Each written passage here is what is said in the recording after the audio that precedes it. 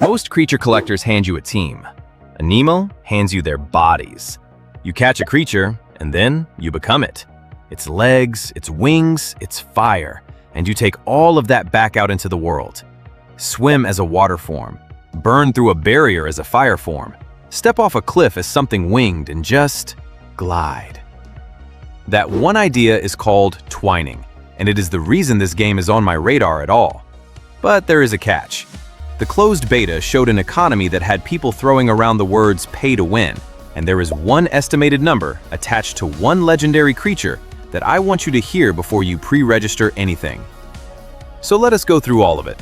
What Aniimo actually is, how it plays, what it wants from your wallet, and whether it deserves your day one. Quick facts first, then we go deep. Aniimo is a free-to-play, open-world action RPG from Paw Print Studio, connected to the King's Glory and Fun Plus label.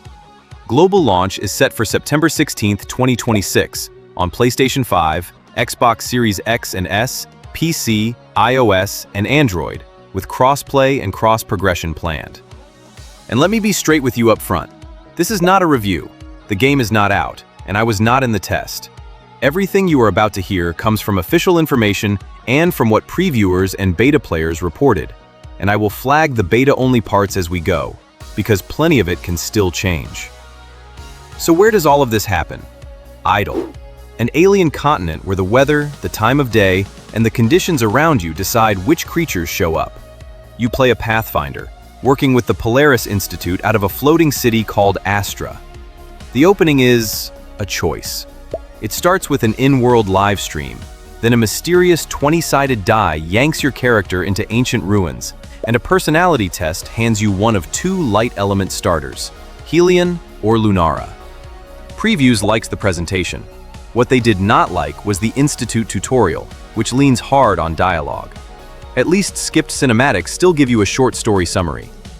Alright, the actual loop. Explore, capture, fight in real time, upgrade, farm, and play with other people. Creatures go into your Ani log, and you catch them with Anipods. And catching is not just walk up and throw. You might study a creature's behavior, sneak, set traps, and time the release. Exploring a region also earns Lumen Amber, which upgrades that region's branch and raises your capture rates there. Then there is twining. This is where the game earns its ticket. Command mode is what you expect. You stay the Pathfinder. Your companions do the fighting. Twine mode is the twist. You transform into one of your Aniimo and inherit its movement and its full combat kit. And that same power is your traversal. Water forms cross currents, fire forms burn barriers, winged forms glide the gaps. Here is the detail I like most. The strongest evolution is not automatically the best explorer. Some puzzles want a smaller creature or an unevolved one. So a roster of strange little utility picks can be worth as much as your damage carry.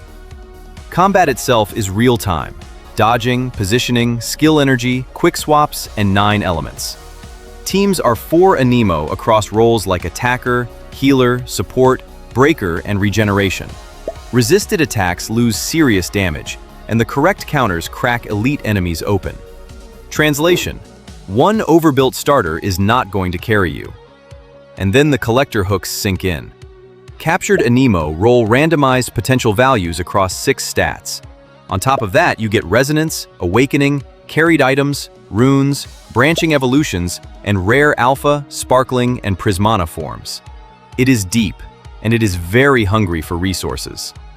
Away from the fighting, your RV is a mobile base and a social space, and its portal leads to the Homeland Farm, where crops and daily orders pay out home coins for eggs, evolution materials, and crafting. Multiplayer is MMO light. Exploring is mostly solo or with people you invite, and the hubs are the social layer. For activities, you get cooperative holo battle sims and Egg Heist, a 3-player PvEVP mode where teams fight the wildlife and each other over eggs and resources. Now, I know exactly what some of you are thinking, so let us just say it out loud. Yes, it collects creatures like Pokémon, except the combat is real-time. Yes, your creatures work for you like Palworld, with far less survival pressure. And yes, the elemental teams, the stamina gates, and the premium economy will feel extremely familiar if you play Genshin Impact. Twining is the line between Aniimo and all of them. Collecting does not just grow your battle roster, it grows the number of ways you can move through Idyll and interact with it. That is a real idea. Which honestly makes the next part sting a little more. The beta economy. This is the biggest cloud hanging over the game. In testing, it carried premium Glimmer, or Lumen crystals, a monthly pass, the companion handbook battle pass, energy refills, cosmetics, and limited legendary events. And the legendary system is clever in a way that made a lot of people uncomfortable. There is no normal summon screen. You spend crevice beacons to enter an encounter, then throw anipods during a calming phase. Every throw behaves like a pull. It either lands the creature or it gives you shards. In the tested build, 99 shards guaranteed the legendary. And here is the number I promised you. Beta math put the pity for Irisalis somewhere between 4,500 and 6,000 Glimmer. The odds of simply catching it outright? Never disclosed. It gets touchier. The premium handbook also handed out scarce materials that raise potential, and its advanced version included an exclusive Prismana Fulmintus. That is power sitting behind a paywall, and that is exactly where the pay-to-win criticism came from. Pawprint Studios' answer is the familiar one. Paying is a faster route, free players can grind. Fair enough. But stack timed events on top of stamina limits on top of paid progression, and that pressure is very real. One honest caveat before we move on. Live prices, pity tuning, stamina rules, and any other ways to earn legendaries are all still unverified. Treat the beta numbers as a warning, not a launch fact. So if you are going in anyway, and I probably am, here is how I would spend the first few hours. 1. Use the same Pawprint account on every platform if you want cross-progression to actually work. 2. Pick your starter for the role, not the art. Lunara is ranged damage and healing. Helion is aggressive melee and breaking. Beta players generally pointed beginners toward Lunara. 3. Capture a flying utility creature early. Traversal saves you more time than damage does. 4. Do not evolve everything just because you can. Keep useful base forms. Some puzzles want a specific size or a specific trait. 5. Build elemental coverage and balanced roles instead of dumping everything into one light starter.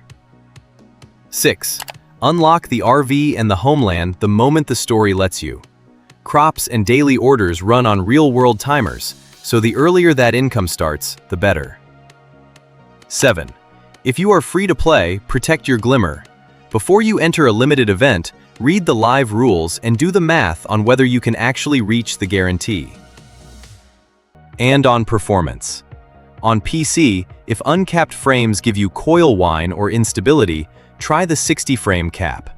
On mobile, drop your settings and keep an eye on heat. Both of those are beta-informed precautions, not launch facts. Which brings me to how the testers actually felt. The praise was consistent. Idyll's visual variety, the discovery, the creature designs, and how fluid form switching feels when the performance holds. A fast hotfix for a boss collision bug also bought the studio some goodwill. The complaints were just as consistent. Stamina-gated progress, premium statistical materials, timed legendary events, and interface choices that feel built for phones.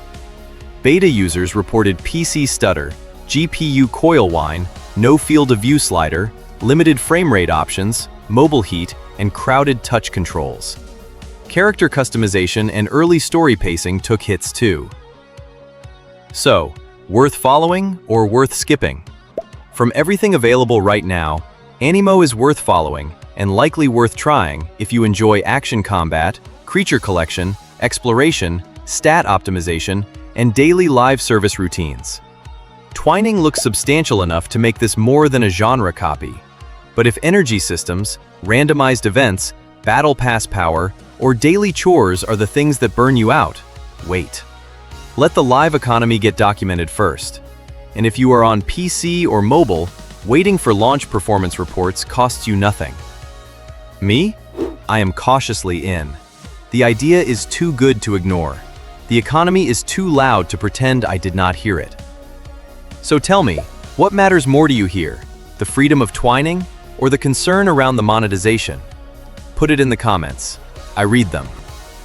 Before we wrap up, it is time to announce the 2 winners of the $100 giveaway from the last video. Roll the draw.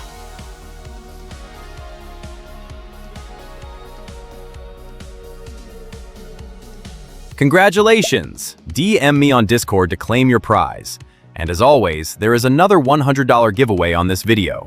1 lucky channel member takes $50, and 1 lucky commenter takes $50. To enter the commenter draw, leave a like and tell me what you think about Aniimo down below. You must be 18 or older to enter. Finally, a huge shout out to our channel members. Your support genuinely helps the channel, and I appreciate every one of you. Stay safe, stay grinding, and I'll see you in the next one.